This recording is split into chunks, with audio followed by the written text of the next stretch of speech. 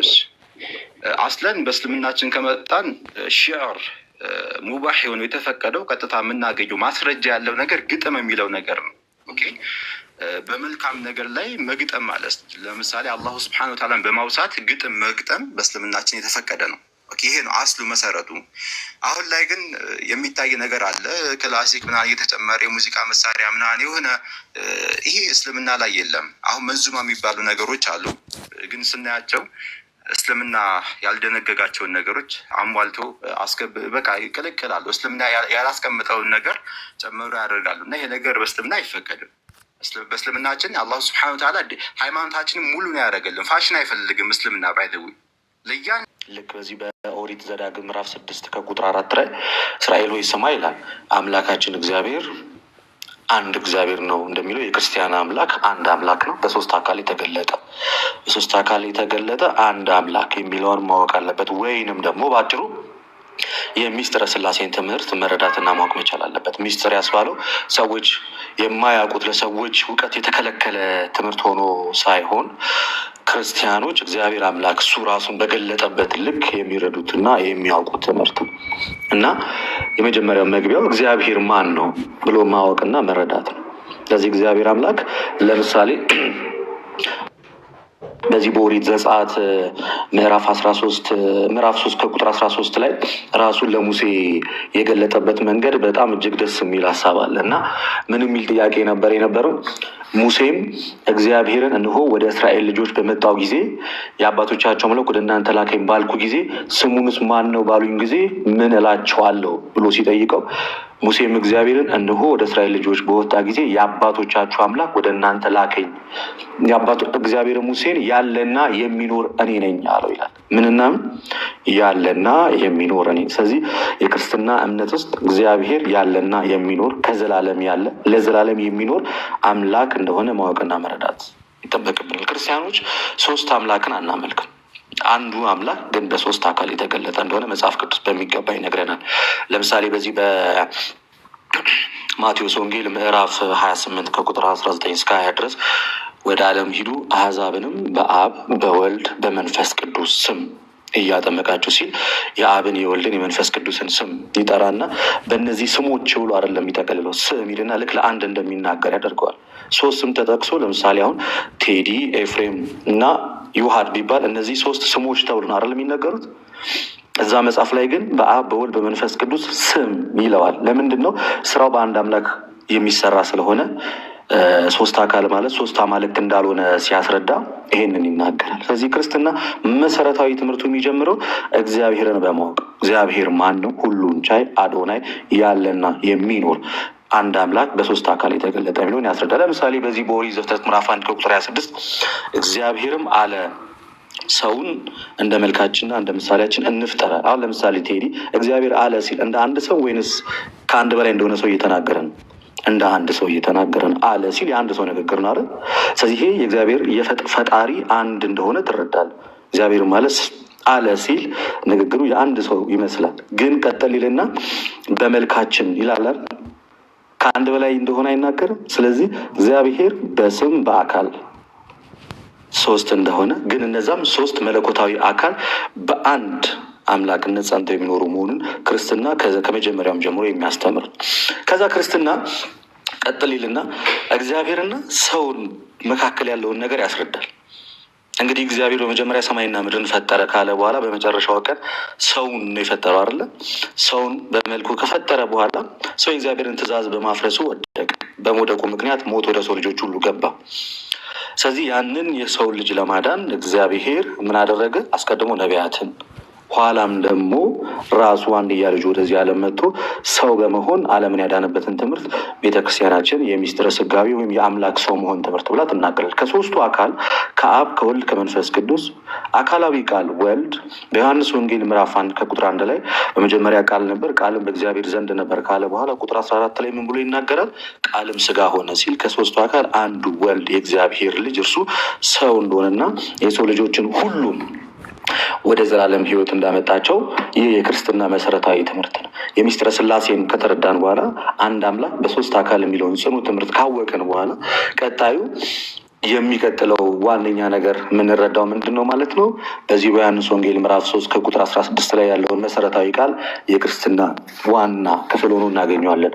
ልክ በእርሱ የሚያምን ሁሉ የዘላለም ሕይወት እንዲኖረው እንጂ እንዳይጠፋ እግዚአብሔር ስንት ልጁን ይላል?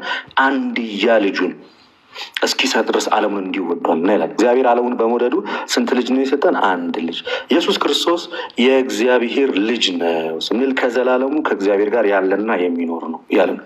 ለምሳሌ ይህንን መወለድ ስጋዊ መወለድ ሳይሆን ይሄ መለኮታዊ ውልደት ነው። በመለኮታዊ አካልነት ነው ወልድ ከአብ ከዘላለሙ የተወለደው።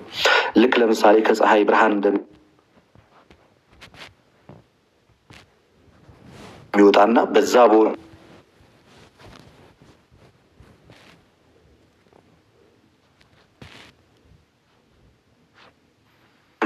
ይቆራርጣል በአብና በወልድ አሁን ተመልሼ ይሆን ምናልባት መጥቻለሁ። ስለዚህ የአምላክ ሰው መሆን ትምህርት በቤተክርስቲያናችን እጅግ የጸና ትምህርት፣ ልክ ክርስቶስ በስጋ እንደመጣ የማይታመን መንፈስ ሁሉ ከእግዚአብሔር አይደለም እንደሚል ክርስቶስ በስጋ እንደመጣ የሚያምን ግን ይህ ከእግዚአብሔርም ነው መንፈሱም ማለት ነው። ስለዚህ አምላክ አንድያ ልጁን ከዘላለሙ ከእርሱ ጋር ያለውን ልኮታል። አምላክ ሰው ከመሆኑ በፊት ወይም ቃል ስጋ ከመሆኑ በፊት ምንድን ነበር ስንል በመለኮታዊ ማንነቱ ከእግዚአብሔር ጋር ሲኖር የነበረ ነው። ለዚህ ማስረጃ ዮሐንስ ወንጌል ምዕራፍ 1 ቁጥር 18 እግዚአብሔርን ማንም ያየው የለም አለ፣ በእቅፉ ያለ አንድያ ልጁ እርሱ ተረከው ይላል። አንድያ ልጁ እርሱ ተረከው። ሌላኛውም የሰው ልጆችን ለማዳን በመስቀል ላይ የዋለውን አምላክ መዳኑን በምን እናገኛለን? ይሄ የክርስትና ደግሞ እጅግ ጽኑና መሰረታዊ ትምህርት የመዳን ትምህርታችን። እኔ እንደምታውቀው ሰዎች ሁሉ በአዳም ምክንያት ሞትን እንደተቀበልን ሮሜ ምዕራፍ 5 ከቁጥር 14 ጀምሮ ይናገራል። ሁሉ በቃ በአዳም እንደሞትን ማለት ነው። ሞት በአንዱ በአዳም እንደገባ፣ ህይወት ደግሞ በክርስቶስ ኢየሱስ እንደሆነ፣ ያንን ህይወት እንዴት እናገኘዋለን የሚለውን እኛ ክርስቲያኖች ወይም ኦርቶዶክሳውያን ክርስቲያኖች ምን ብለን እናምናለን? የሰው ልጆች በስራቸው ሳይሆን በኢየሱስ ክርስቶስ ሞት። ለምንድነው ክርስቶስ ሊሞት ያስፈለገው ከተባለ የእኛን ሞት ለማስወገድ። የመጽሐፍ ቅዱስ ጥቅስ ለመጥቀስ ያህል በዚህ በዕብራውያን መልእክት ምዕራፍ 2 ላይ ሐዋርያው ቅዱስ ጳውሎስ እንደዚህ ብሎ ይናገራል። በዕብራውያን መልእክቱ ምዕራፍ 2 ከቁጥር 14 እስከ 15 ላይ ለምን አምላክ ሰው እንደሆነና ምን እንደሆነ ሲናገር እንደዚህ ይላል። እንግዲህ ይላል ልጆቹ በስጋና በደም ስለሚካፈሉ እርሱ ደግሞ በሞት ላይ ስልጣን ያለውን በምን እንዲሽር? በሞቱ እንዲሽር። ሰው በአዳም ምክንያት የመጣበትን ሞት በራሱ አቅም መሻር አልቻለም። ስለዚህ ሞትን የሚያሸንፍ አምላክ ነው። አምላክ ደግሞ በባህሪው የሚሞት አይደለም። የሚሞት ስላልሆነ የሚሞተውን የእኛን ስጋ የራሱ ገንዘብ አደረገና ሞትን በአምላካዊ ኃይሉ ድል እንዳደረገው እናውቃለን። እንዲህ ይላል፣ ሞትን በሞቱ እንዲሽር ይላል። ይኸውም ዲያብሎስ ነው። በሕይወታቸው ሁሉ ስለ ሞት ፍርሃት በባርነት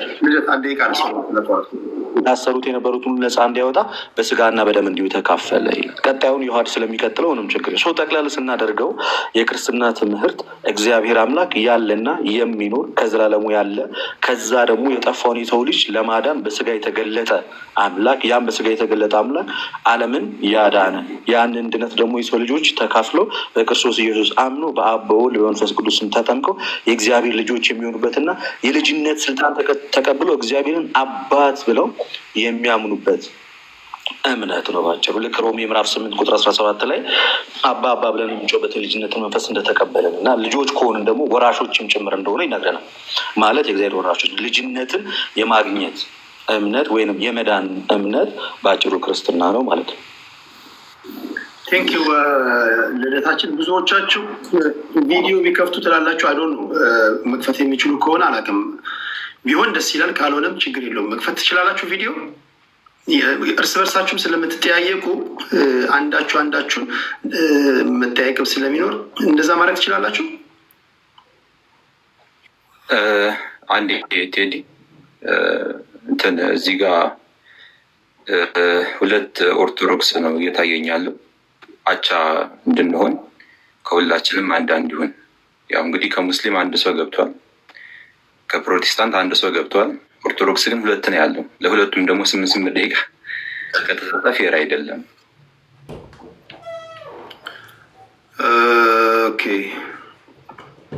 ዋናው እኔ እናንተ እንዴት እንዳሰባችሁ አላውቅም። ዋናው ሀሳቡ ለእኔ የገባችሁን ማስተማር ነው እንጂ እርስ በርሳችሁ ኮምፒቲሽን ወይም ደግሞ እንትን አይደለም። አሁን ጥያቄ እንኳን ስትጠያይቁ ቴዲ አረፍተ ነገራችሁን ስገነቡ አንተ ያለበት ሃይማኖት ጋር ቢመጣ ለምሳሌ ቁርአን ጋር እንደዚህ ይላል፣ መጽሐፍ ቅዱስ ላይ እንደዚህ ይላል። የእናንተ ቁርአን ላይ እንደዚህ የሚለው ነገር ይሄ ልጅ እንዴት ነው ሊያስታርቅ የሚችለው? ኮንፊውዝድ አይሆንም ወይ?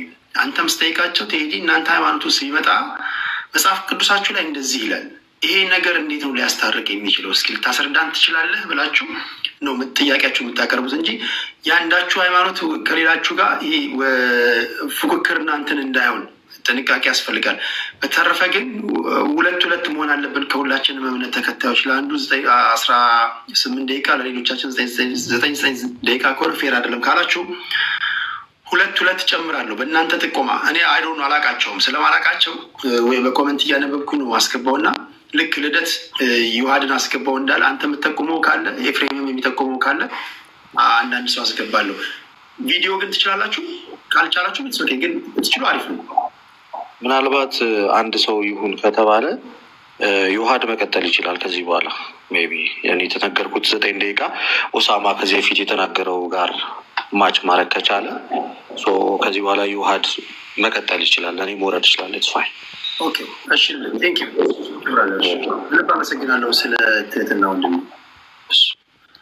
ኦኬ ቪዲዮ ማብራት ትችላላችሁ ያላችሁት ኤፊ፣ ዮሐድ እና ኦስማ አሁን ፌር ነው ብዬ አስባለሁ። ሚዛናዊ ነው። እንዴት ነው ቴዲ? እኔ ካሜራ ማብራት እችላለሁ ግን ስታንድ የለኝም። ኦፊስ ነው ያለሁት አንፎርቹኔትሊ እና በጅም ያዝ ነው እንትን ማሳየው ነገር ስለሚኖር ላፕቶፕ ምናምን ከፍታለሁ ግን ስታንድ የለኝም። ለዛ ነው ቴዲ፣ መክፈቴ ግን አይቀርም። ይሄ ሶስተኛ ቀናችን ነው። 4ኛ 5ኛ ቀን ላይ እንደዛ እያደረግን እንሄዳለን። ለጊዜው ግን በዚህ አድምጧቸው። በቃ የግድ ቪዲዮ አብሩ እያላችሁ እንትን አትበሉ። አሁን ፌር ነው። ስለዚህ ከ3 እምነቶች ነው ያለው። ሌላ እምነት ተከታይ እዚህ ላይ ብዙ መጨመር አስፈላጊ ነው ብዬ አላስብም። ካቶሊክ እና የሐዋርያት እምነት ተከታዮች ናቸው ጥያቄ እያቀረባችሁ ያላችሁት። ዋቄ ፈናንም ለምንድን ነው ማታሳትፈው ብላችኋል። እሱንም እንደዚሁ ለማሳተፍ ሙከራ እናድርጋለን። ለጊዜው ግን በእነዚህ ወንድሞች እንቀጥል። ዮሐድ 9 ደቂቃ አለ ወንድሜ።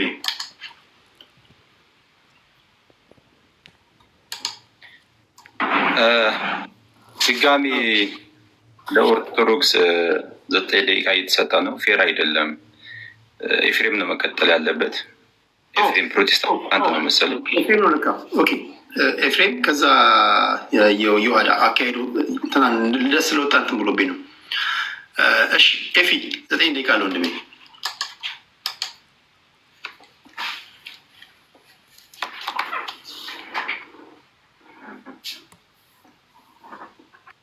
አመሰግናለሁ ቴዲ። ያው እንደተለመደው በቀደም ለታ ትንሽ ነገረ ድነትን በተመለከተ የተወሰነ ነገር አንስቼ ስለነበረ አሁን ትሪኒቲ ላይ ቆንጆ ነገር አንስቷለትም። እኔ እዛ ላይ ትንሽ ነገር ማለት እፈልጋለሁ፣ ትሪኒቲ ላይ ማለት ነው። እና ደቂቃ ከተያዘልኝ ወደዛ መግባት እችላለሁ። ኦስማን እና ዮሐድዬ ሰላም ብያቸዋለሁ፣ ሁለታችሁንም ማለት ነው። ስለዚህ ልጀምር ቴዲዬ?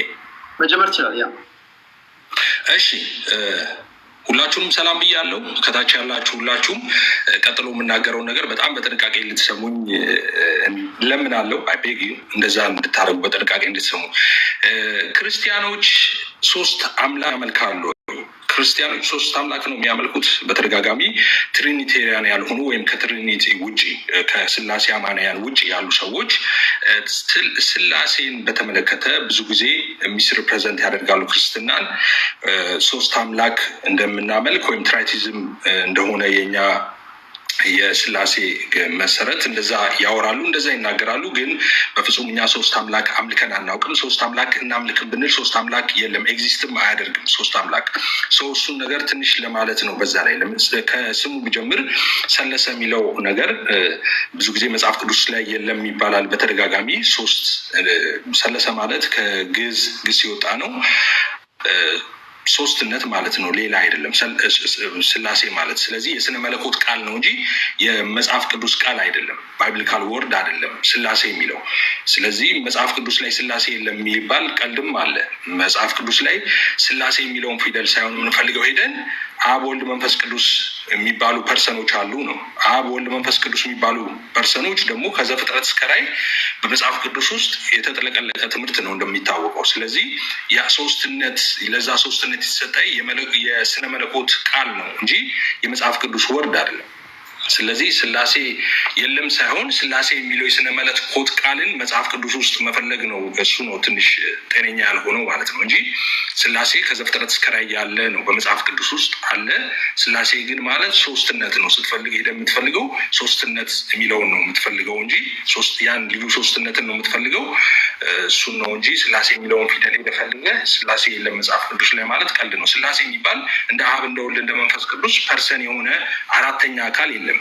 ስላሴ ማለት የአብ የወልድ መንፈስ ቅዱስ ስም ነው፣ የስነ መለኮት ቃል ነው ቃሉ ማለት ነው።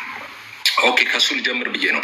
እሺ ሶስት አምላክ እናመልካለን ነው የኛ። ሶስት አምላክ የሚባል የለም ሲጀመር የለም። ቢኖር ጥሩ ነበረ፣ ግን ሶስት አምላክ የሚባልም ኤግዚስት አያደርግም፣ ኤግዚስት አድርጎም አያውቅም። የክርስቲያኖች አምላክ አንድ አምላክ ነው። ማን ይባላል?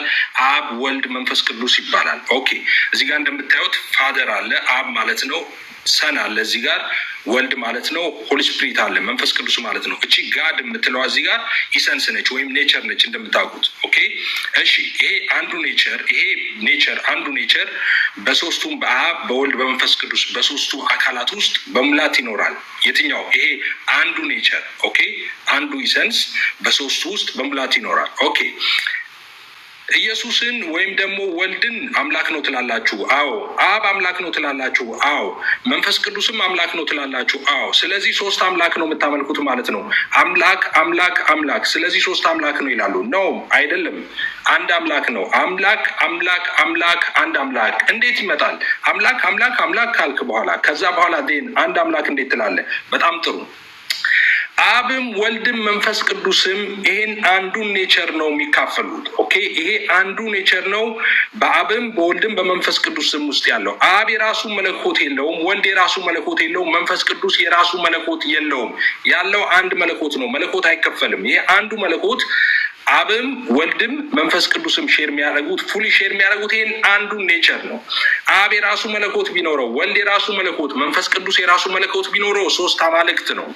ነገር ግን የለም፣ አብ ከወልድ የተለየ አምላክነት የለውም፣ ወልድ ከአብ የተለየ አምላክነት የለውም፣ መንፈስ ቅዱስ ከአብና ከወልድ የተለየ አምላክነት የለውም። አንድ አምላክ ነው ያለው የምንለው ለዚህ ነው። ኢሰንሱ አንድ ስለሆነ ማለት ነው። በፐርሰን ኦፍ ኮርስ 3 ዲስቲንክት ፐርሰንስ አሉ። ኦኬ 3 አካላት አሉ። ነገር ግን አንድ መለኮት ነው ያለው። ይሄን አንዱን ኔቸር ነው በአብም በወልድም በመንፈስ ቅዱስም ውስጥ ያለው። ኦኬ ስለዚህ ከዛ የተነሳ ነው አብን አምላክ ወልድን አምላክ መንፈስ ቅዱስን አምላክ የምንለው። ይሄ አንዱ ኔቸርን ፉሊ ኦኬ በሶስቱም አካላት ውስጥ ስላለ ነው። 1 2 3 ብለው ይቆጥሩና አካላትን ቆጥረው ሶስት አምላክ አለ ይላሉ። ይሄ ፐርሰን ነው፣ ኢሰንስ አንድ ነው። ኦኬ አንዱ ኢሰንስ ነው በሶስቱም አካላት ውስጥ ያለው።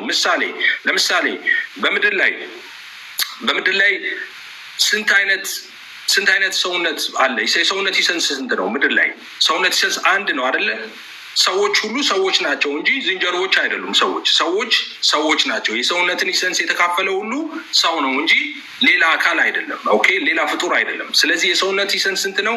አንድ ነው። እዚህ ገስት ላይ ስንት ሰው አለ? አንድ የሰውነት ኢሰንስ አለ። አንድ ሰውነት ነው ያለው። 2 3 4 ሰውነት የለም። አንድ ሰውነት ግን ገስት ላይ ስንት ሰዎች አሉ?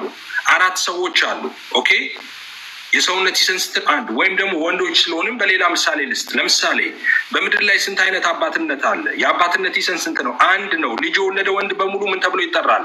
አባት ተብሎ ይጠራል አይደለ? እናት አይባልም መቼስ። ወንድ ከሆነ ልጅ ከወለደ አባት ተብሎ ይጠራል። የአባትነት ኢሰንስ ስንት ነው? አንድ። ስንት አባቶች አሉ?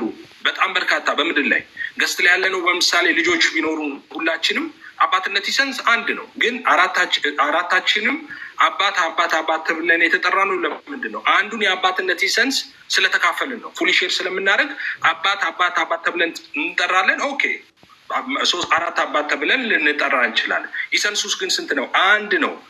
ኦኬ 2 3 የለም። አለበለዚያ እናት ነው የምትሆነው እንጂ አባት ልትሆን አትችልም። ኢሰንሱ የአባትነት አንድ ስለሆነ እዚህ ጋር ይሄ ኢሰንስ ኔቸር አንድ ነው። 2 3 4 መሆን አይችልም።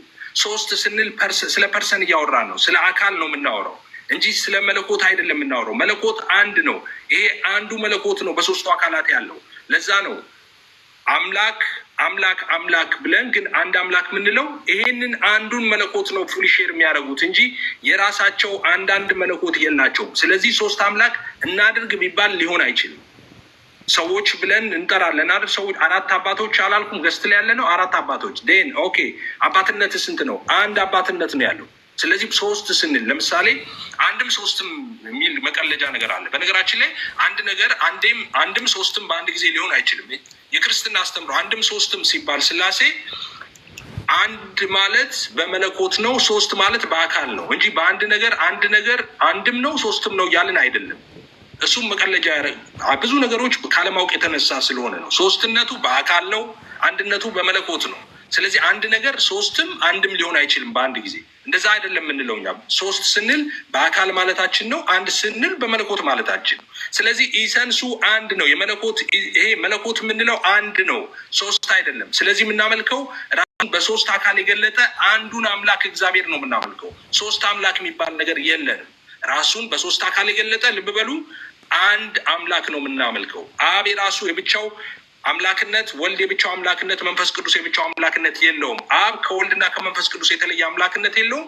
ወልድም ከመንፈስ ቅዱስና ከአብ የተለየ አምላክነት የለውም። አብ መንፈስ ቅዱስም እንደዛው። ስለዚህ ሶስት አምላክ ታመልካላችሁ የሚባለው ውሸት ነው። ሶስት አምላክ እናድርግም ብንል አናደርግም። አንድ አምላክነት ነው ያለው። አንድ ይሄ ነው በሶስቱም አካላት ውስጥ በሙላት ያለው። ኦኬ። ስለዚህ ሶስት አምላክ ነው የምታመልኩት የሚባለው ነገር ሐሰት ነው፣ ስም ማጥፋት ነው። ሶስት አምላክ አናመልክም።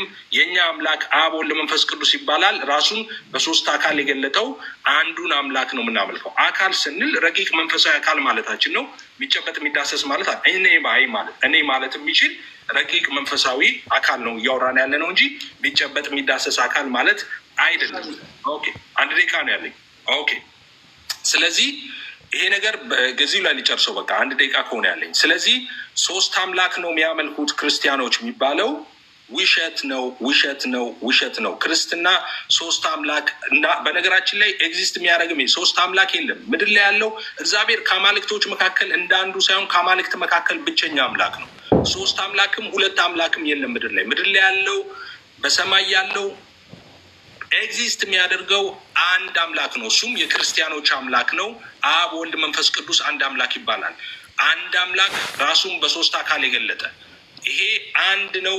በሶስቱም አካላት ውስጥ በሙላት ያለው እንጂ አብ የራሱ መለኮት፣ ወልድ የራሱ፣ መንፈስ ቅዱስ የራሱ መለኮት የለውም። አመሰግናለሁ ቴዲ። ቴንክ ዩ ዮሐድ ንጉስ።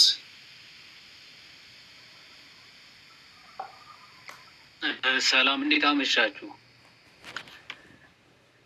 ይሰማል? ይሰማል። እግዚአብሔር ይመስገን። እንዴት ነህ? እግዚአብሔር ይመስገን። ሁላችሁንም ሰላም ብያለሁ። መቀጠል አሁን ልቀጥል? ትችላለህ። ደቂቃ እየቆጠረ ነው። ኦኬ፣ ጀምሯል። እሺ። በስመ አብ ወወልድ ወመንፈስ ቅዱስ አሐዱ አምላክ አሜን።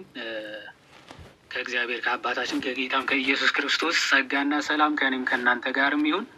እንግዲህ ጥበብን እውቀት የሚገልጸው እግዚአብሔር ለሁላችን ማስተዋሉን ያድር እና ደግሞ በምናገረው ደግሞ የጠራውን መልእክት እግዚአብሔር አምላክ ወደ እናንተ እንዲያደርስ የእሱ መልካም ፈቃድ ይሁን። ልቀጥል። አብዛኛው ነገር ስለተባለ እኔ ሞር ወደ ነገረ ድህነት ወይም ደግሞ ስለ ሰው ልጆች መዳን እንዴት ነው የሚድኑት ወደሚለው ሞር ፎከስ አድርጌ ለማውራት እሞክራለሁ። በመጀመሪያ ያው የቤተ ክርስቲያናችን አስተምሮ የሰው ልጅ እግዚአብሔርን ወይም ደግሞ አምላክን እንዴት ነው ማወቅ የሚችለው የሚለው ጀነራሊ በሶስት መንገዶች ትመለከተዋለች። መጀመሪያ አንድ ሰው እግዚአብሔርን ወይም ደግሞ አምላክን ሊያውቅ የሚችለው ከምንድን ነው? ከሶስት ነገሮች ነው። አንዱ ጀነራል ሪቪሌሽን የሚባል አለ። ከዛ ደግሞ ስፔሲፊክ ሪቪሌሽን እና ከዛ ስክሪፕቸርስ ናቸው። እግዚአብሔርን መኖሩ ልናውቅ የምንችላቸው ማለት ነው። አስቀድሞ ከጀነራል ሪቪሌሽን ወይም ደግሞ የአምላክን መኖር ከጀነራል ሪቪሌሽን ማወቅ እንችላለን፣ ወይም ደግሞ ከፍጥረቱ ማለት ነው። ሐዋርያ ቅዱስ ጳውሎስ ሮሜ መልእክቱ ምዕራፍ 1 ከቁጥር 24 ጀምሮ ሲናገር እግዚአብሔር ከጥንት ጀምሮ በፍጥረቱ ለፍጥረቱ ተገልጦ ይኖር ነበረ ይላል።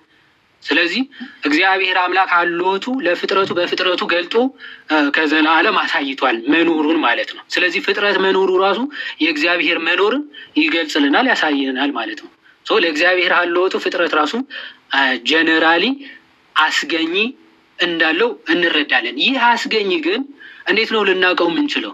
ኦኬ ያ አስገኝ እንዳለ ፍጥረት ራሱ ከነገረን ያ አስገኝ ግን ማን እንደሆነ በምንድን ነው ልናውቀው የምንችለው? ስፔሲፊክ ሪቨሌሽን እና ስክሪፕቸር ነው ማለት ነው።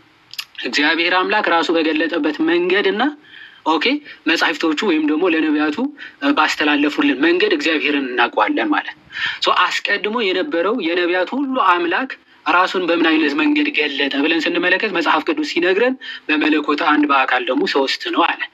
የት አለን? ቅድም ልደትሻ በሰፊው ስለሄደበት ዘፍጥረት ምዕራፍ 1 ከቁጥር 23 ከቁጥር 26 ጀምሮ እግዚአብሔርም አለ ሰውን በመልካችን እንደ ምሳሌያችን እንፍጠር ብሎ ከዘፍጥረት 1 ጀምሮ እግዚአብሔር በአካል ሶስት በመለኮት አንድ እንደሆነ ገለጸልን። ስለዚህ የአምላክን ነገር የተገለጸልህን አሜን ብለህ ትቀበላለህ እንጂ የአምላክን ሀልወት በመመራመር የምትደርስበት አይደለም። እንኳን የአምላክን መኖር ይቅርና የአንድ ግለሰብ ባህሪ እንኳን ተመራምሬ ልደርስበት አልችልም። ሰውን ራሱ አጥንተ ልደርስበት የሚችል አይደለም።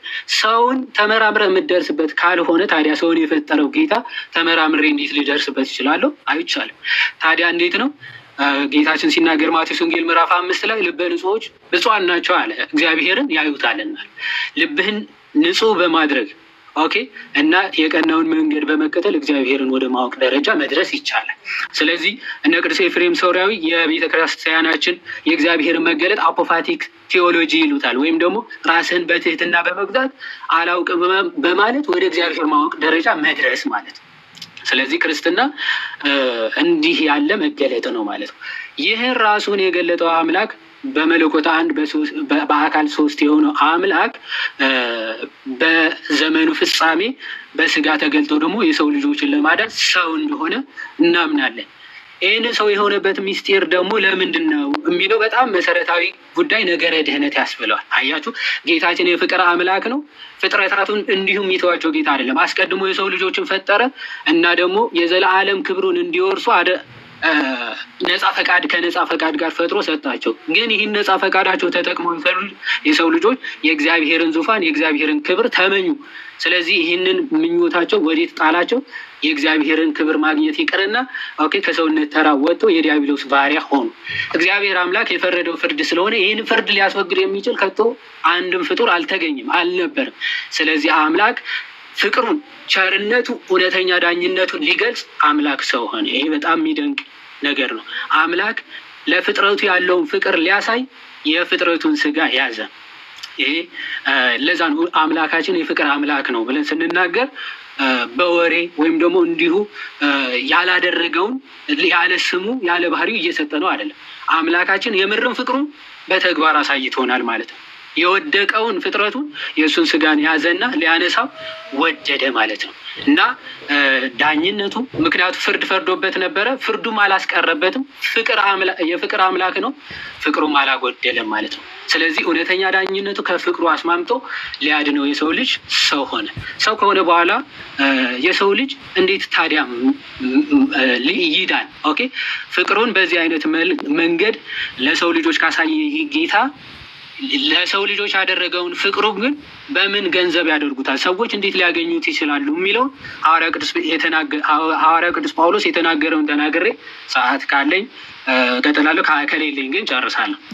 አንደኛ ቆሮንቶስ መልእክቱ ምዕራፍ 10 ሐዋርያ ቅዱስ ጳውሎስ የነገረ ድህነት የክርስትና የነገረ ድህነትን ትምህርት በብሉይ ኪዳን በምሳሌ እግዚአብሔር አምላክ ለሰው ልጆች ገልጾታል ብሎ ሐዋርያ ቅዱስ ጳውሎስ ይገልጻል። ምን በማለት እንዲህ ይላል? ወንድሞች ሆይ ይህን ታውቁ ዘንድ እወዳለሁ። አባቶቻችሁን ሁሉ ከደመና በታች ነበሩ፣ ሁሉም በባህር መካከል ተሻገሩ፣ ሁሉም ሙሴን ይተባበሩ ዘንድ በደመናና በባህር ተጠመቁ፣ ሁሉም ያን መንፈሳዊ መብል ጠጡ፣ ሁሉ ያን መንፈሳዊ መጠጥ ጠጡ። ይከተላቸው የነበረው ከመንፈሳዊ አለት ጠጥተዋልና ያም አለት ክርስቶስ ነበረ። እግዚአብሔር ግን ከእነርሱ በሚበዙት ደስ አላለውምና በምድረ በዳ ወድቀዋል ይላል። አሁን የነገረ ድህነት ትምህርት አስቀድሞ ያለ ስራ በጸጋ የሚገኝ መዳን ተብሎ ይነገራል። ወይም ደግሞ ድነናል ብለን እንጀምራለን። ከዛ በኋላ መዳናችንን እንፈጽማለን። በመጨረሻ ደግሞ እንድናለን ብለን ድህነት በሶስት ከፍለን እንመለከተዋለን። የመጀመሪያው ድነናል የምንለው የሰው ልጆች መስራት ያልቻሉትን ክርስቶስ የሰራውን ስራ አምኖ ምስጢራትን በመቀበል የምናገኘው መዳን ነው። ኦኬ በደንብ አስተውሉ። የመጀመሪያው መዳን የሰው ልጆች ሰርተው አያገኙትም። ምክንያቱ አስቀድመው ከጸጋ እግዚአብሔር ተለይተው ወድቀው ልጅነትን አጥተው ስለነበረ ያንን ክርስቶስ መጣና ደም ከፈለ፣ ዋጋ ከፈለ፣ ወደ እግዚአብሔር ልጅነት ሊመልሳቸው ክርስቶስ ዋጋ ከፈለ። ያንን ዋጋ የከፈለውን በምን እናገኘዋለን? አምኖ ጥምቀትን፣ አምኖ ምስጢራትን በመቀበል አምኖ ተጠምቆ ማለት ነው። ስለዚህ ልጅነትን ያገኛል። ይሄ ድነናል ብለን ያለ ስራ ኤፌሶን ምዕራፍ 2 ቁጥር 8 ሐዋርያ ቅዱስ ጳውሎስ ሲናገር ጸጋ በእምነት አድኗቸዋል ከእናንተ አይደለም ከስራ አይደለም ይላል። ይህንን መዳን በሰው ልጆች ስራ በፍጥረታት ስራ ሊመጣ የሚችል አይደለም። ስለዚህ ልጅነቱ በእንደዚህ አይነት ምስጢራት እናገኘዋለን። ይህንን ልጅነት ያገኘ ሰው ግን ዝቅ ብሎ ኤፌሶን ምዕራፍ 2 ከቁጥር 10 ላይ ምን ብሎ ይናገራል? ፍጥረቱ ነንና እንመላለስበት ዘንድ ክርስቶስ ኢየሱስ መልካሙን ስራ ለመስራት በክርስቶስ ኢየሱስ ተፈጠረን ይላል። አዲስ ፍጥረት የሆነው ግን ምን ለማድረግ ነው ይላል ሐዋርያ ቅዱስ ጳውሎስ? መልካሙን ስራ ለመስራት በክርስቶስ ኢየሱስ ተፈጠረን ይላል። ልጅነት ማግኘት ማለት አዲስ ፍጥረት መሆን ማለት ነው። ስለዚህ አዲስ ፍጥረት የሆንከው ደግሞ መልካም ስራ እየሰራ ክርስቶስን ወደ መምሰል ህይወት ማደግ ነው። ይሄ ደግሞ ድህነታችንን እንፈጽማለን ወይም ደግሞ እንድናለን ብለን እንናገራለን። ሐዋርያ ቅዱስ ጳውሎስ በፊልጵስዩስ መልእክቱ ምዕራፍ 2 ከቁጥር 12 እያንዳንዳችሁ በመፍራትና በመንቀጥቀጥ የየራሳችሁን መዳን ፈጽሙ ይላል። በመፍራትና በመንቀጥቀጥ የየራሳችሁን መዳን ፈጽሙ ይላል። ስለዚህ መዳን አግኝተ የምጥለው ወይም ደግሞ አንድ አግኝተ የማታጣው አይደለም። በየዕለቱ ክርስቶስን ወደ መምሰል ህይወት የምታድግበት ነው መዳን ማለት። ይህንን ጠብቀ እስከ መጨረሻው ከጠበቅ ደግሞ ጌታችን ራሱ ምን አለ? ማቴዎስ ወንጌል ምዕራፍ 24 ላይ እስከ መጨረሻ የሚጸና እርሱ ይድናል አለ ጌታ። ስለዚህ ክርስቶስ ያስተማረውን ህይወት ክርስቶስን የሚመስል ህይወት እየመሰልክ ስትሄድ ደግሞ መጨረሻ የሚጠብቅህ አለ። የትንሣኤያችን በኩር የሆነው ክርስቶስ በክብር እንደተነሳ ሁሉ የክብር ትንሣኤ ትነሳለህ ማለት።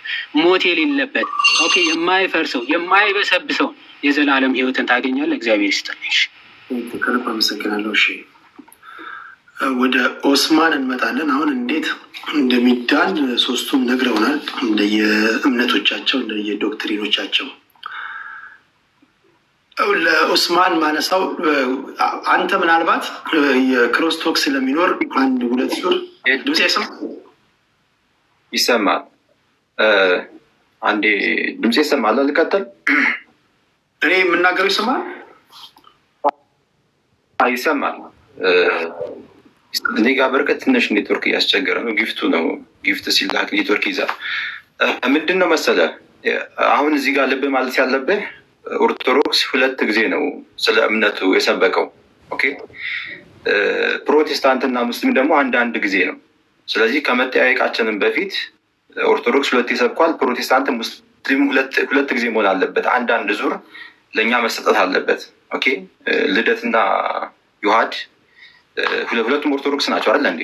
ስለዚህ 2 ጊዜ ነው ስለ ኦርቶዶክስ የተነገረው። ስለ እስልምናም ስለ ፕሮቴስታንትም እንደዛ መሆን አለበት፣ ፌር እንዲሆን ማለት ነው። ቆይ ቁጥሩን ተውት፣ ቁጥሩን ተውት። 5 ሰውም ገብቶ 1 ሰውም ካለ ዋናው አንተ በእምነት ላይ መተማመንህ ማሳደር ነው። ዋናው አንተ እነሱ ሲናገሩ አድምጫቸው አንተ ስትናገር ኢንተራፕት እንደ አለማድረጌ ነው። በተረፈ የሚሰራው ቃሉ ነው፣ አንተ ውስጥ ያለው ነው ቃሉ የሚሰራው ብዬ ነው የማምነው።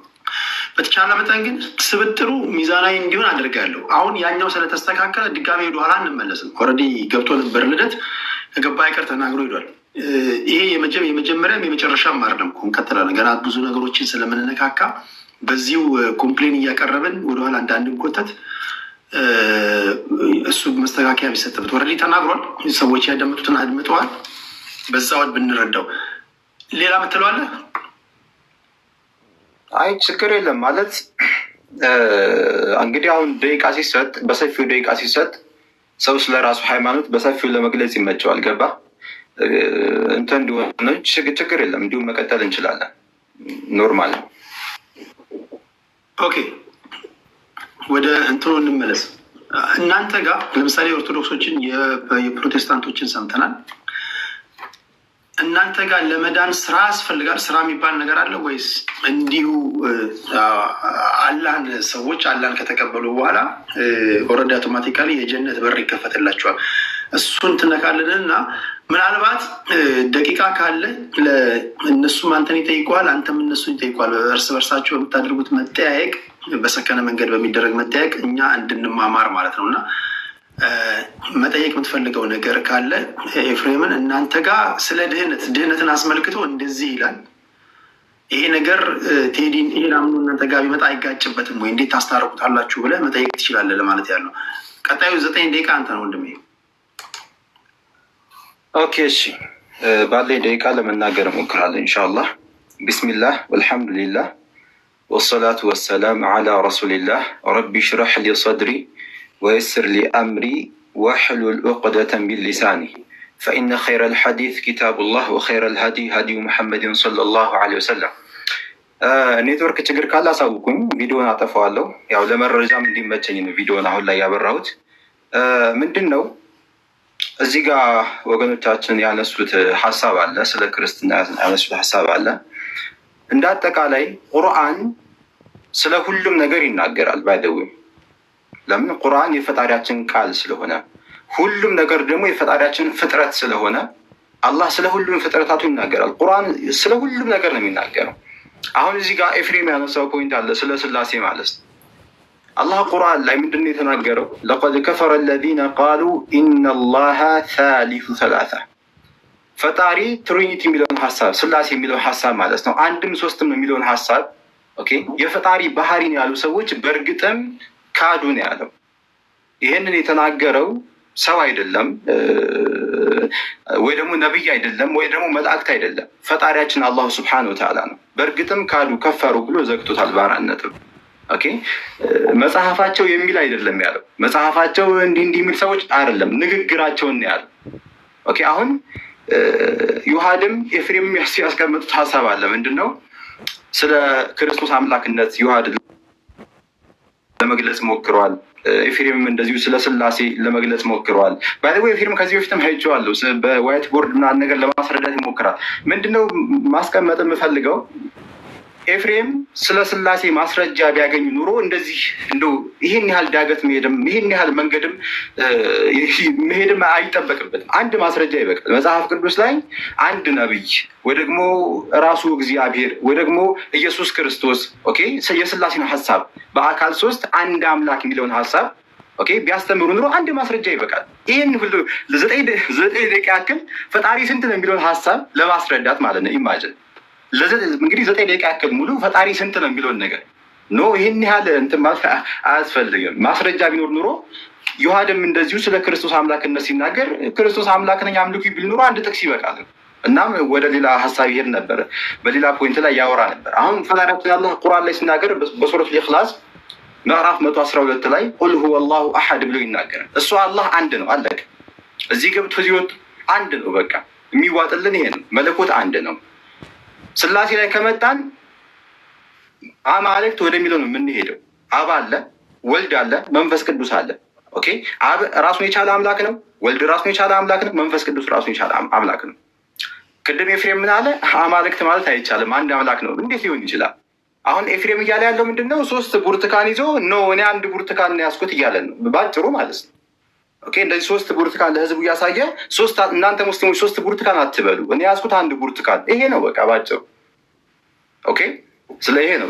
ሌላው ደግሞ ምንድን ነው? አሁን ቅድም እንዳልኩት አንድም መጽሐፍ ቅዱስ ላይ አንድም ነብይ እግዚአብሔር መሆን አላስተማረም። ስለ ስላሴ በአካል 3 አንድ አምላክ ራሱ ኢየሱስ ክርስቶስ ለራሱ ይህን ትምህርት አልሰጠም። እንደውም እንኳን መለኮት ነኝ ሊል ይቅርና ከስላሴዎቹ አንድ ነኝ ብሎ እንኳን ሊያስተምር ይቅርና ቸር መምህር ወይ እንኳን ሲሉ ስለምን ቸር ትለኛለህ? ከአንዱ አምላክ በስተቀር ቸር የለም ይላል። አምላክ የተባለው የስላሴ አካል የተባለው ኢየሱስ ክርስቶስ አይደለም አምላክ ሊባል ይቅርና ቸር መምህር ወይ እንኳን እያሉ ሲጠሩት ስለምን ቸር ትለኛለህ? ከአንዱ አምላክ በቀር ቸር የለም እያለ ይመልሳል። ኦኬ፣ አምላክ የተባለው ኢየሱስ እንኳን ማለት ነው። ስለዚህ ቁርአንም ይህንን ያስቀመጠው ለቀድ ከፈረ አለዚነ ቃሉ ኢነላሃ ሳሊሱ ሰላሳ ኢነላሃ ሁወል መሲሑ ብኑ መርየም። ሁለቱም በተከታይ ሱረቱል ማኢዳ ምዕራፍ 5 ላይ ማለት ነው። መጀመሪያ ላይ ምን አለ? ስላሴ ትሪኒቲ አንድም ሶስትም ነው መለኮት ያሉ ሰዎች በእርግጥም ካዱ አለ። ትክክል፣ ማስረጃ የለውም። እንደው መጽሐፋቸው መለኮታዊ ቃል እንኳን ይሁን እንኳን ቢባል መጽሐፍ ቅዱስ ያልተበረዘ ትክክለኛ ቅዱስ መጽሐፍ ነው ብንል እንኳን ስላሴን ፕሩቭ የሚያደርግ አይደለም መጽሐፉ ብንል እንኳን ማለት ነው። ግን ወደ መጽሐፉም ከመጣን ጸሐፊው ማን ነው ብንል አይታወቅም። ኦኬ፣ ብዙ መሰረታዊ ችግሮች እናገኛለን። ስለዚህ ይሄ ነው። በመቀጠልም ሁወል መሲሕ ብኑ መርየም የመርየም ልጅ ዒሳ ወይ ደግሞ ኢየሱስ አምላክ ነው ፈጣሪ ያሉ ሰዎች በእርግጥም ካዱ እያለ የክርስትናን ሀሳብ ቁርአን ትክክል እንዳልሆነ ይገልጻል ማለት ነው። ግን እንደነገርኩ ቁርአን መለኮታዊ ቃል ነው። ስለ ሁሉም ነገር ይናገራል የፈጣሪ ቃል ስለሆነ ማለት ነው። ኦኬ አሁን ላይ በመካከላችን ላይ ስለምንከራከረው ነገር ሁሉ ፈጣሪያችን አላህ ይሄ እንዲህ ነው ብሎ ያስቀምጥልናል ማለት ነው፣ ግልጽ የሆነውን መንገድ። ስለዚህ ይሄ ነው ስለ እስልምና ካነሳን ቅድም የጀመርኩት ፖይንት ላይ ማለት ነው። በአጠቃላይ ነብያቶች ሙስሊሞች ናቸው። ዛሬ ላይ እኛ ሙስሊሞች እየኖርን ያለን እስልምናን ከዚህ በፊት የነበሩ ነብያቶች ሲኖሩት የነበረውን እስልምና ነው። ሌላ አዲስ አይደለም። ነቢዩ መሐመድ መጤ አይደለም ይዞ የመጡት። አላሁ ስብሓነሁ ወተዓላ በሱረቱ ነሕል ላይ እንዲህ በማለት ይናገራል። ሱረቱ ነሕልን ስንመለከት ምዕራፍ 16 ማለት ነው። ኢነ ኢብራሂም አለ። እንግዲህ አብርሃም ሲባል ክርስቲያኖችም አይሁዶችም ያውቁታል፣ የነቢያቶች አባት ነው። ኦኬ ኢብራሂም እኮ አለ ፈጣሪያችን አላህ ካነ ነበረ ኡመተን ቃኒተን ሊላህ ለፈጣሪው ለአላህ እጅ የሰጠ ቀጥ ያለ ሙስሊም ነበር። ሐኒፈን ወለም የኩን ሚነል ሙሽሪኪን ከአጋሪዎችም አልነበረም፣ ለአንዱ ፈጣሪ ታዛዥ ነበር አለ። ሻኪረን ሊአንዑሚህ ፈጣሪውም ለዋለለት ጸጋ አመስጋኝ ነው። ኢጅተባሁ ወህዳሁ ኢላ ሲራጢን ሙስተቂም ፈጣሪውም አላህ ወደ ቀጥተኛው መንገድ መረዋልና ወአተይናሁ ፊ ዱንያ ሐሰና ወኢነሁ ፊል አኺረቲ ለሚነ ሷሊሒን አለና ሱመ አውሐይና ያ ሙሐመድ ወደ አንተ ቁርአንን አወረድን አለ ኢለይክ አኒተቢዕ ሚለተ ኢብራሂም የአብርሃምን መንገድ ታስቀጥል ዘንድ። አየህ አይደለ ቁርአን የወረደበት ምንድን ነው? አዲስ መጤ የሆነ ሃይማኖት ልትመሰረት ምናምን ነገር አይደለም። የአብርሃምን መንገድ ታስቀጥል ዘንድ ወደ አንተ ቁርአንን አወረድን። የአብርሃም መንገድ ምንድን ነበር? መለኮት በአካል ሶስት አንድ አምላክ የሚል ነው አይደለም። ስላሴ የሚባል አስተምሮ አያውቅም። መጽሐፍ ቅዱስ ላይ እስኪ ካለ አምጡልኝ። የትኛውም ነቢይ ስለ ስላሴ አልሰበከም። የትኛውም ነቢይ ኢየሱስ ክርስቶስ ስለ ስላሴ አላስተማር። ስለዚህ ኢብራሂም የስላሴ እምነት ተከታይ ሳይሆን ስላሴ የሚቀበል አይደለም። ስላሴ የሚቀበል ከሆነ ክርስቲያን ነው ማለት ነው። ግን በጭራሽ የስላሴ ሀሳብ ለራ አላስተማርም መጽሐፍ ቅዱስ ላይ እንኳን ብንመለከት። ስለዚህ አንዱን አምላክ የማምለክ ስራ ነበር ኢብራሂም የሚሰራው፣ የሚሰብከውም ወደዛ ነው። ያንን መንገድ ታስቀጥል ዘንድ እያለ ኢስላም ደግሞ ስንል ምንድን ነው? አልኢስቲስላሙ ሊላሂ ተዓላ ቢተውሒድ። አየህ የኢብራሂም መንገድ ኢስላም ነው። ኢስላም ማለት ሁለት እጅን ለአንድ ፈጣሪ መስጠት። በቃ የቃሉ ትርጉም ይሄ ነው። ኢስላም አስለመ ማለት እጅ ሰጠ ማለት ነው። ኦኬ ስለዚህ እጅ መስጠት ለአንድ ፈጣሪ እጅ መስጠት ማለት የኢብራሂም መንገድ ነው። አሁን እንደነገረን አምላኩን አላህን እሺ የሚል የሚታዘዝ ነበር እያለ አሁን ያነበብነው አንቀጽ ላይ ይናገራል። ስለዚህ ይህንን መንገድ ያስቀጥል ዘንድ ቁርአን እናወረድን እያለ ይናገራል። ስለዚህ አሁን ደቂቃ እያለቀ ነው መሰለኝ። ስለ እስልምና ከተባለ ያው ቅድምም ስለ አርካኑ ኢስላም ዘርዝረናል፣ ስለ መሰረታዊ ትምህርቶች ማለት ነው። አንድ ደቂቃ ነው ያለኝ።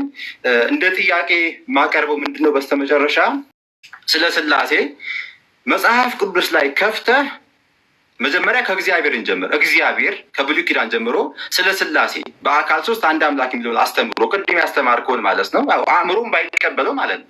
ለምን ሶስት ብርቱካን አንድ ብርቱካን የሚለውን አእምሮ አይቀበለው። ስለዚህ እንደው እንዲህም እንዳለ ሆኖ ማለት ነው በአካል ሶስት አንድ አምላክ የሚለው አስተምሮ እግዚአብሔር ካስተማረ አምጣልኝ። እግዚአብሔር ካላስተማረ ወደ ነብያቶች እንምጣ። እነ ሙሴ እነ ዳዊት ኦኬ ካስተማሩ አምጣልኝ። ጥያቄ ነው። ኦኬ እንዲሁም ለዮሐር ደግሞ ምለው ምንድን ነው ኢየሱስ ክርስቶስ አምላክ ስለመሆኑ ቅድም ፕሩቭ ለማድረግ ሞክሯል። ኢየሱስ አንድ ቦታ እኔ ፈጣሪ ነኝ አምልኩኝ እንዲህ ከስላሴዎቹ አንዱ ነኝ አምልኩኝ ፈጣሪ ነኝ ብሎ ያስተማረበት ቦታ ካለ አንድ ቦታ አምጣልኝ። አንድ ቦታ ብቻ ማለት ነው። ስለዚህ ደቂቃ ያልቋል መሰለኝ። እነዚህ ጥያቄዎች ናቸው። ጨርሻለሁ። ቴንክ ዩ። አንድ ይሄ የፕሩፍ ወይም ደግሞ የማስረጃ ጥያቄ ነው ያነሳው። ተመሳሳዩን ነገር ከተናገሩ በኋላ ጥያቄ ለአንተ ያቀርቡልሃል፣ አንተንም ይጠይቀዋል። በዚህ መሀል ምንም ብዙዎቻችሁ ቁም ነገር እየጨበጣችሁ እንዳላችሁ ተስፋ አደርጋለሁ። ወደ ኤፊ እንመጣለን። ኤፊያችን አለ 9 ደቂቃ አለ። ወንድሜ ካለ ይሰማል? ቴዳይ አለው። እሺ እንግዲህ እኔ ምን ጀምራለሁ። ኦሳማ አይ ቲንክ እየተከታተል አይመስለኝም ነበረ። እየተከታተል አይደለም። ምክንያቱም ቅድም የተናገርኩትን ነገሮች በሙሉ ረስቷቸዋል። አሁን ግን የቅድሙ ልመና እሱንም ኢንክሉድ ያደርጋል ብዬ ላሳስበው እወዳለሁ፣ በደንብ እንዲሰማ ማለት ነው። አንድ ቅድም ሲጀምር ምን አለ? ገና ሲጀምር ምን አለ? አንድም ሶስትም አለ። እሱን እኮ ቅድም ተናገርኩ እኮ። አንድም ሶስት አንድ ነገር በአንድ ጊዜ ሶስትም አንድም ሊሆን አይችልም። አንድ የሚለው በመለኮት ነው፣ ሶስት ደግሞ በአካል ነው። ስለዚህ አንድም ሶስትም ሚል አንተ ሌላ ትምህርት ልታመጣ ከሆነ ኦኬ፣ ግን አንድ በመለኮት ነው፣ ሶስት በአካል ነው። እንደዛ ነው እና ወደዛ ትዊስት ማድረጉ ትክክል አይደለም። ሌላም በመጽሐፍ ቅዱስ አምጣት፣ ትሪኒቲን ሶስት አካል የሚለውን አምጣት። ረ ድፍረት መጽሐፍ ቅዱስ በሙሉ የሚናገረው ስለ ሶስት አካል አይደል እንዴ? ስለ አንድ መለኮት አይደል እንዴ መጽሐፍ ቅዱስ የሚያወራው? እሺ ዮሐንስ አንድ ተጀመረ። በመጀመሪያ ቃል ነበረ አለ። ቃል ነበረ፣ በመጀመሪያ ምን ነበር? ቃል ነበረ። ስለ እግዚአብሔር ልጅ ስለ ኢየሱስ ክርስቶስ ነው ይሄን የሚያወራው። ኦኬ፣ ልብ ብላችሁ ተከታተሉ። በመጀመሪያው ቃል ነበረ። በመጀመሪያው ቃል ነበር ማለት ቃል ያልነበረበት ጊዜ የለም ማለት ነው። ኦኬ፣ ቃል ያልነበረበት ጊዜ የለም። ኦኬ፣ ጅማሬ የለውም ማለት ነው። በመጀመሪያው ይልና ቃል ነበረ ይላል። ከፍጥረት ሁሉ በፊት ነበረ። ከዛስ ቃልም በእግዚአብሔር ዘንድ ነበር ይላል። ያ ማለት ከአብና ከመንፈስ ቅዱስ ጋር ትክክል ሆኖ ነበረ ነው። ከዛስ ቃልም እግዚአብሔር ነበረ ይላል። ሄሎ፣ ቃልም እግዚአብሔር ነበረ። መቼስ ይሄኛውን ሌላ ስም እንደማትሰጠው ተስፋ አደርጋለሁ። ዮሐንስ ራእይ ላይ ስሙ ቃል ተብለዋል፣ በደም የተረጨ ልብስ ብሎ ራሱን ያስቀምጠዋል። ኦኬ፣ ቃል ስጋ ሆነ ይላል። ከዚህ ጋር ወርዶ እዛም ሳንሄድ ማለት ነው። እዚህ ጋር 12 አሚን ቆይ ወደ እሱ ጋር ሄዳለሁ እንዳላምታታው። አሁን በመጀመሪያው ቃል ነበረ፣ ቃልም በእግዚአብሔር ዘንድ ነበረ፣ ቃልም እግዚአብሔር ነበር ይላል። ወደ ታች ወርዶ ግን እዚሁ ላይ ቃል ስጋ ሆነ ይላል። የሚያወራው ስለ ወልድ ነው፣ የታወቀ ነው። ስለዚህ ቃል ምንድን ነበር? እግዚአብሔር ነበር ይላል። ኦኬ፣ እግዚአብሔር ነበር እንዳትረሳ፣ ቃልን ነው። እሺ፣ 3% የሚባል ነገር የለም። እንደዛ መጽሐፍ ቅዱስ ላይ 3% የሚል ነገር የለም። ይምጣ እንደዛ የሚባል ነገር። ኦኬ፣ እንደዚህ ይላል። ማቴዎስ ላይ ነው ያለሁት። ማቴዎስ 3 ላይ ማቴዎስ 3:16 እንደዚህ ይላል። ማቴዎስ 3:16 እንደዚህ ይላል። ኢየሱስም ከተጠመቀ በኋላ ወዲያው ከውሃ ወጣ፣ እነሆ ሰማያት ተከፈቱ፣ የእግዚአብሔር መንፈስ ይላል። ስለ መንፈስ ቅዱስ ነው የሚያወራው፣ ስለ ሆሊ ስፒሪት። የእግዚአብሔር መንፈስ እንደ እርግብ ሲወርድ በእሱም ላይ ሲመጣ አየው። ኦኬ፣ ፐርሰን ማለት ይሄ ነው። ቅድም ፐርሰን ሳስረዳ ምን አልኩኝ? ረቂቅ መንፈሳዊ አካል ማይጨበጥ ማይዳሰስ እኔ ማለት የሚችል እኔነት ያለው አልኩኝ። ይኸው መንፈስ ቅዱስ ሲመጣ አየው ይላል። ኦኬ፣ መንፈስ ቅዱስ ቆይ የሚያስረግጥ ከዚህ የተሻለ አመጣልሃለሁ። ከዛስ እነሆ ድምፅ ከሰማይ መጥቶ በእርሱ ደስ የሚለኝ የምወደው ልጄ ይህ ነው አለ ይላል። ልጅ ያለው ማን ነው? አብ ነው። እዚህ ጋር ማንን ታያለ? ኢየሱስ ይኸው ተጠምቆ እየወጣ ነው ከዮርዳኖስ ማለት ነው። ኢየሱስ አለ፣ ወልድ ማለት ነው። አባቱ የምወደው ልጄ ይላል። መንፈስ ቅዱስ ደግሞ በእርግብ አምሳል ከሰማይ ወርዷል። 3% ማለት ነው ይሄ ነው። እሺ፣ 3% ማለት 3 ብርቱካንና ሙዝ አይደለም። እዛ ኢት ፍሩት ነው እሱ ያለው። አስመዝነ ልጠብላ 3 አካል ማለት ይሄ ነው። ፐርሰን ማለት ነው። ኦኬ፣ ማይጨበጥ ማይዳሰስ ረቂቅ አካል ማለት ነው። ይኸው አብ፣ ወልድ፣ መንፈስ ቅዱስ 3 አካል። ኦኬ፣ ስፔሲፊክ ለምን አናረገውም? ስለ መንፈስ ቅዱስ እንደዚህ ይላል ኢየሱስ ራሱ ዮሐንስ 16 ላይ እንደዚህ ያለ ኢየሱስ፣ እኔ ግን እውነት እነግራቸዋለሁ እኔ እንዴት ይሻላቸዋል አለ እና እኔ ባልሄድ አጽናኙ ወደ እናንተ አይመጣምና አለ እና እኔ ብሄድ ግን እርሱን እልክላቸዋለሁ። አየህ፣ እኔ ብሄድ በሌላ ስፍራ ላይ ሌላ አጽናኝ ይላል። እዚህ ጋር እኔ ሄድና እልክላቸዋለሁ ይላል። ማንን? መንፈስ ቅዱስን። ኦኬ፣ መንፈስ ቅዱስ ሌላ ፐርሰን ነው። ከኢየሱስ ወይም ከወልድ የተለየ ሌላ ፐርሰን ነው። ኦኬ፣ መንፈስ ቅዱስ ራሱ እግዚአብሔር ነው። መንፈስ ቅዱስን እግዚአብሔር ይለዋል መጽሐፍ ቅዱስ? አዎ ይለዋል። ሐዋርያት ሥራ ምዕራፍ 5:1 ሐናንያ የተባለ አንድ ሰው ሰጲራ ከተባለች ሚስቱ ጋር መሬት ሸጠ ይላል። ሚስቱ ደግሞ ስታቅ ከሽያጩ አስቀረና እኩሌታውን አምጥቶ በሐዋርያት እግር አጠገብ አቆመው ይላል፣ አስቀመጠው ይላል። ጴጥሮስም ሐናንያ ሆይ መንፈስ ቅዱስን ታታልልና ከመሬቱ ሽያጭ ታስቀር ዘንድ ሰይጣን በልብ ስለምን ሞላ አለው። ማንን ታታልል አለው? መንፈስ ቅዱስን ታታልልና ከመሬቱ ሽያጭ ታስቀር ዘንድ። ማንን ታታልልና? ኢየሱስን አይደለም፣ አብን ኖ። መንፈስ ቅዱስን ታታልልና ከመሬቱ ሽያጭ ታስቀር ዘንድ ሰይጣን በልብ ስለምን ሞላ ካለ በኋላ ሳትሸጠው ያንተ አልነበረምን? ከሸጥከውስ በኋላ በስልጣን አልነበረምን? ይህ ነገር ስለምን በልብህ አሰብ ካለና እግዚአብሔርን እንጂ ሰውን አልዋሸም።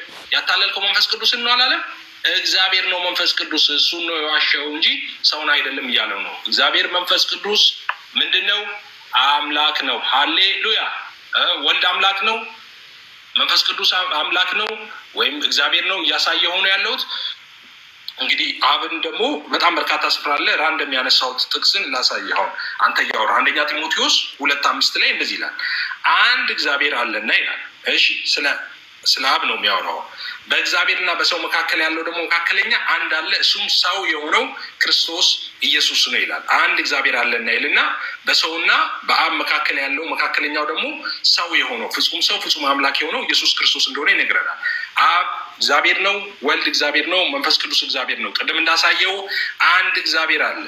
ኦኬ፣ ብርቱካንና ሙዝ አይደለም። ስለ ኢሰንስ ነበር ቅድም ሳውራ የነበረው። ስለ አንድ እግዚአብሔር ነው የምናመልከው። ሶስት አምላክ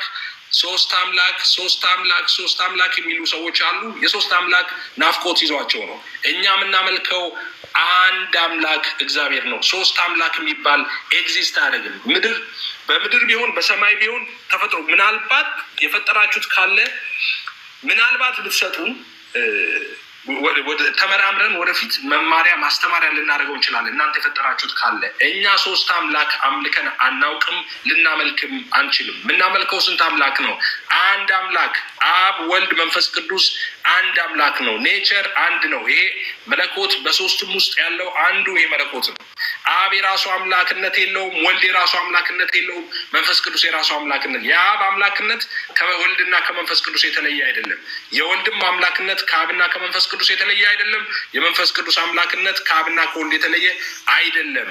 ራሱን በሶስት አካል የገለጠው አንዱን አምላክ ነው የምናመልከው እኛ። አንድ አምላክ። እስራኤሎች ስማ አምላክ እግዚአብሔር አንድ ነው አለው። እግዚአብሔር ስንት ነው? አንድ ነው። አንድ የሚለው እዛ ላይ ኢህአድ የሚለውን ይጠቀማል። ኦኬ፣ ኢህአድ የሚለው ኦብቪየስ ጥምር አንድነትን ጥምር አንድን ለማሳየት በተደጋጋሚ ዕብራይስጡ እንደዛ ስለሆነ ማለት ነው ይገባል። ለምሳሌ ስለ አዳም ሲያወራ ወይም ደግሞ ሰው አባትና እናቱን ይተዋል ከሚስቱ ጋር ይጣበቃል የሚለውን ከሚስቱ ጋር ይተባበራል፣ ሁለቱ አንድ ስጋ ይሆናሉ የሚለውን ሀሳብ አንድ የሚለውን የዕብራይስጡ ቃል ኢህአድ ነው የሚለው ጥምር አንድነትን የሚያሳይ ነው። ስለዚህ አምላካችን እግዚአብሔር ስንት ነው? አንድ ነው። አብ፣ ወልድ፣ መንፈስ ቅዱስ አንድ አምላክ። ሶስት አምላክ አናውቅም እኛ። ሶስት አምላክ የሚባልም የለም፣ ኤግዚስትም አያደርግም። አንድ አምላክ ነው ያለው፣ እሱም የእኛ የክርስቲያኖች አምላክ ነው። አብ፣ ወልድ፣ መንፈስ ቅዱስ አንድ አምላክ ይባላል። ሶስት የሚባለውን ሀሳብ አስረድቻለሁ። ይሄ ነገር እንግዲህ አንድ ደቂቃ እሺ፣ ቅድም አስረድቻለሁ፣ በተደጋጋሚ አስረድቻለሁ። ይሄ ሶስት የምንለው በአካል ነው።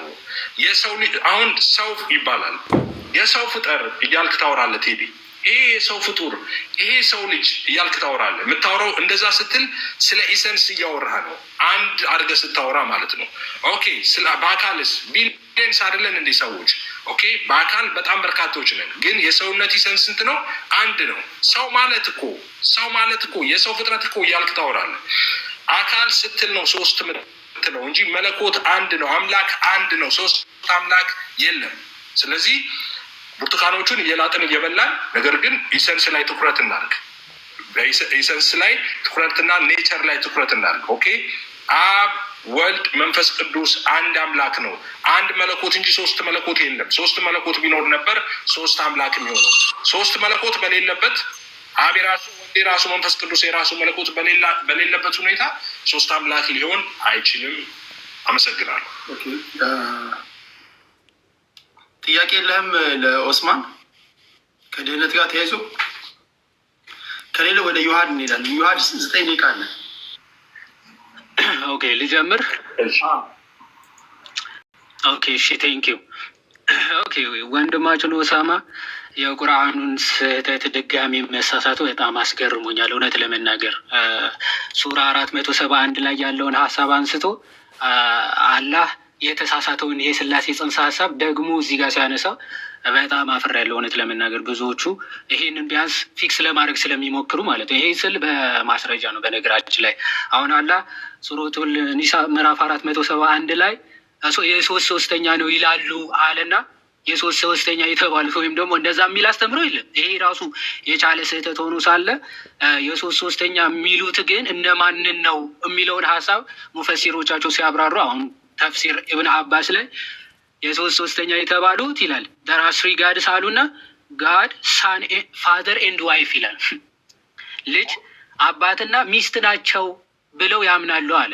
ይህ በጣም ትልቅ ስህተት ነው። እንግዲህ ፈጣሪ ከሚባል አካል የማይጠበቅ ስህተት ነው። ማንም በታሪክ አባት እናት እና ልጅ ብለው አምልኩ ወይም ደግሞ ሶስት ብለው አያውቅም ማለት ነው። ይህንን ስህተት ድጋሚ ሲሳሳት ተመልክተነዋል ኦሳማ። ቀጥሎ እዛው አልጀላለይንም በተመሳሳይ መንገድ ምን ይላል?